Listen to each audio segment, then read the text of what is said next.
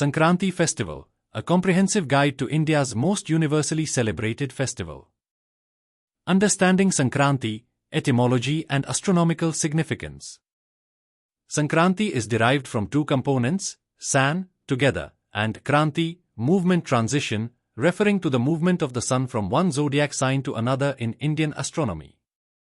Specifically, Makar Sankranti marks the sun's transition from Sagittarius, Dhanu, into Capricorn, Makara, an astronomical event that holds profound cultural and spiritual significance across the Indian subcontinent. Celebrated annually on 14th January or 15, Sankranti is unique among Hindu festivals as the only one observed on a fixed date in the solar calendar rather than the lunar calendar. This astronomical foundation dates back approximately 1,500 years when the phenomenon coincided with the winter solstice on 21st December. Over time, precession of the Earth's axis, called Enamsha, has shifted the calendar date to mid-January, and projections indicate it will move to 15th January from 2050 onwards. The festival marks the beginning of Uttarayan, the 6-month period when the sun moves northward through the celestial sphere, increasing daylight hours in the northern hemisphere. This northward movement symbolized the sun's journey toward enlightenment and the shift from darkness to light, serving as a metaphor for spiritual awakening and positive transformation in Hindu philosophy. Mythological and religious significance. Sankranti carries profound mythological narratives that have shaped its spiritual importance across centuries. The most prominent legend involves Bhishma Pitama, the revered patriarch of the Mahabharata. Blessed with the boon of Ichhamrityu, self-wished death, by his father King Shantanu, Bhishma strategically chose to depart from his mortal body on Makar Sankranti, the first day of Uttarayan, after the Kurukshetra war concluded. This event symbolized the auspiciousness of the festival for spiritual liberation, moksha, and the sanctity of self-determination in one's life journey. Another significant narrative celebrates the triumph of Lord Vishnu over the demon Sankarsura, representing the victory of good over evil and the establishment of dharma, righteousness. This mythological foundation reinforces Sankranti's role as a day celebrating positive transformation and moral awakening. The festival also commemorates the spiritual meeting between the sun god, Surya, and his son Shani Dev, symbolizing reconciliation within families and the strengthening of familial bonds. Additionally, Sankranti's spiritual context connects to the ancient legend of King Sagra's sons and Bhagirtha's penance, which brought the sacred Ganges river from heaven to earth, purifying countless souls and establishing the river's eternal significance in Hindu spirituality. Harvest Festival and Agricultural Roots. Beyond its astronomical and mythological dimensions, Sankranti fundamentally represents a harvest festival, deeply rooted in India's agricultural heritage. The festival marks the beginning of the harvest season when farmers reap their winter crops, sugarcane, wheat, sesame, and groundnuts, prompting collective celebrations of prosperity and gratitude to nature. This agricultural context explains why the festival is called by different names across regions, each reflecting local crops and harvest cycles. Regional celebrations across India. Sankranti's celebratory practices vary significantly across India's diverse geography and culture, creating a tapestry of regional expressions united by common spiritual themes. Southern India, Pongal and Harvest Prosperity. In Tamil Nadu, Sankranti transforms into Pongal, a 4-day festival celebrating the harvest with elaborate rituals. The festival culminates in worship of the sun god and cattle, reflecting the agricultural economy's dependence on animal husbandry. Day 1, Bhogi Pongal, involves cleaning homes and discarding old items, symbolizing fresh beginnings. Day 2, Surya Pongal, centers on sun worship with offerings of milk and jaggery, expressing gratitude for solar benevolence. Day 3, Mattu Pongal, celebrates cattle through elaborate decoration and bathing rituals. This multi-day structure reflects Tamil Nadu's historical emphasis on holistic thanksgiving to all elements supporting agricultural prosperity. In Andhra Pradesh and Telangana, the festival spans 4 days with distinct rituals.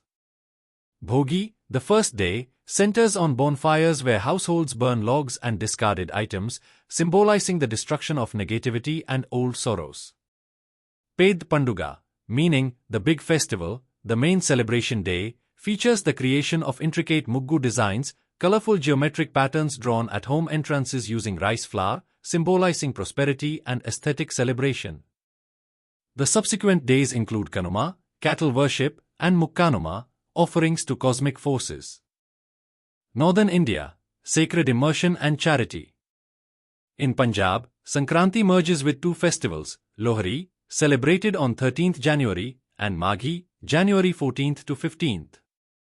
The celebrations feature bonfires, traditional folk songs, and vibrant performances of Bhangra and Giddha dances, reflecting Punjab's harvest joy and community bonding. Lohri particularly celebrates the sugarcane harvest, while Maghi emphasizes ritual purification through holy dips in the Yamuna River and consumption of nourishing foods like kheer, jaggery, and sesame seeds. In Uttar Pradesh and Bihar, the festival demonstrates profound spiritual devotion through early morning ritual baths in sacred rivers like the Ganges and Yamuna, believed to cleanse accumulated sins of the past year.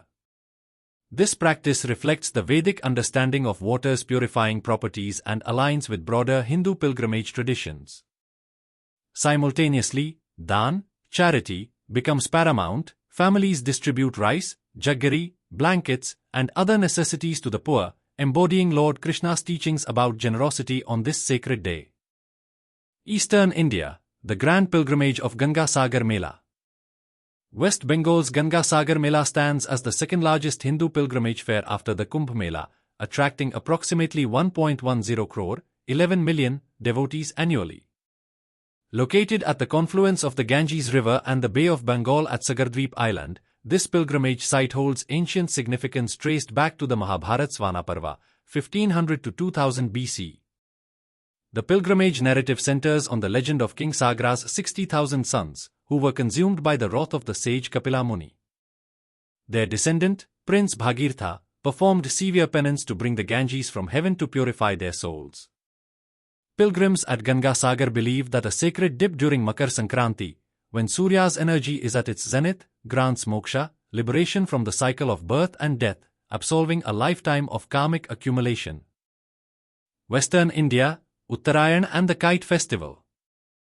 Gujarat's Uttarayan represents perhaps the most visually spectacular Sankranti celebration, transforming the festival into a two-day kite-flying extravaganza.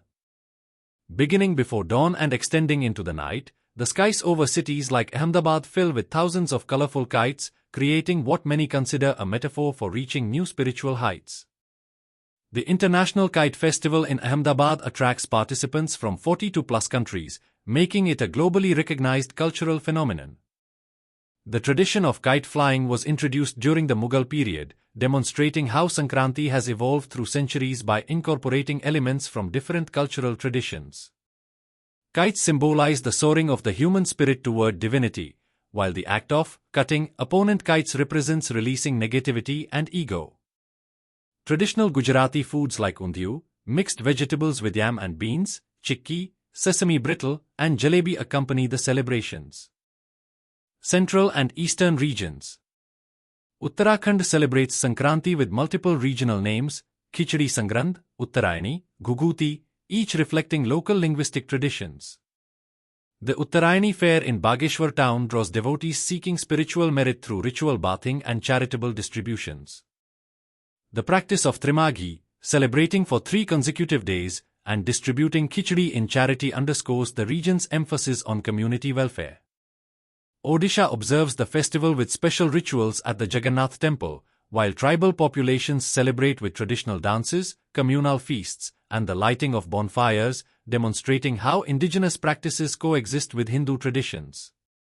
Conclusion. Sankranti festival stands as India's most universally celebrated festival because it transcends religious boundaries while accommodating infinite cultural expressions.